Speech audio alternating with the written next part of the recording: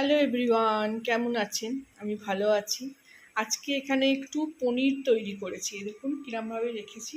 একটা ভারী এখানে চাল ভিজানো আছে, জল দেওয়া আছে, এরকমভাবে চালের জায়গাটা, তার উপর 4টে আলুও সেদ্ধ করে নিয়েছি, এটাও ভারী। তো এইভাবে পনিরটাকে চাপা দিয়ে রেখেছি যাতে জলটা পুরো ঝরে যায়। দেখাই আপনাদের কীরকম।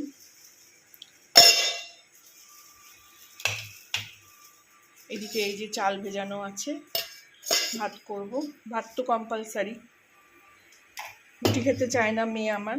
আজকে একটু আবদার হয়েছে, মা আলু ফুলকপির ডালনা করবে। যখন ফুলকপি কিনেছিলাম আপনাদের দেখিয়েছিলাম, আলু ফুলকপির ডালনা করব। এই যে ফুলকপিটাও ভাপিয়ে নিয়েছি, আলুটাও সেদ্ধ করে নিয়েছি, আর এদিকে মশলা বেটে নিয়েছি, টমেটো, আদা, কাঁচা লঙ্কা। আর এই যে পনিরটা করছিলাম বলে একটু রান্না করতে সময় লাগলো। এই যে একটা মসলিন কাপড়ে,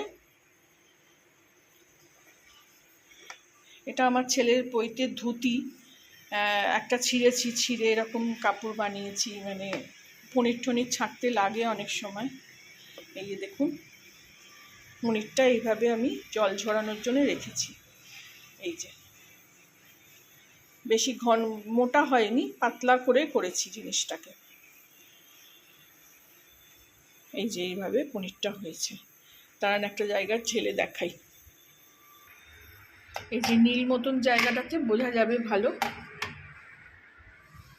এই যে একদম শক্ত হয়ে গেছে।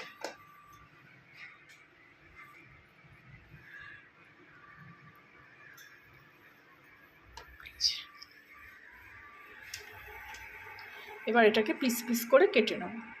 কেটে নিলেই পনির হয়ে যাবে। এটা ভেবেছিলাম ছানার ডালনা করব, কিন্তু ভাবছি যে না, আজকে পনির করি, ছানার ডালনা আবার অন্য দিন করবো। যেহেতু কপি আছে, কপির মধ্যে বলেছে যে পনিরগুলো দিয়ে দেবে, তাহলে প্রোটিনও খাওয়া হবে আর সবজিও খাওয়া হবে।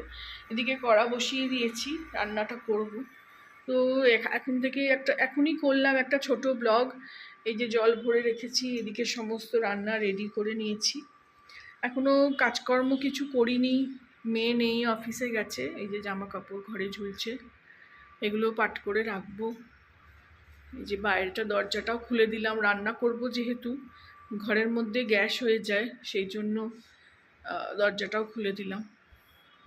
একটা ছোট করে ব্লগ আপনাদের সঙ্গে শেয়ার করলাম, কি রান্না করছি আজকে। বাড়িতে একাই আছি, এতক্ষণ বসেছিলাম এখানে, প্রেয়ার করছিলাম। এখনও বিছনা ফিছনাও তোলা হয়নি। এই যে শুয়েছিলাম, তো চাদর ফাদরও এখনও পড়ে আছে। এই সব করবো এক এক করে কাজ। উঠেছি, চা খেলাম, প্রেয়ার করলাম।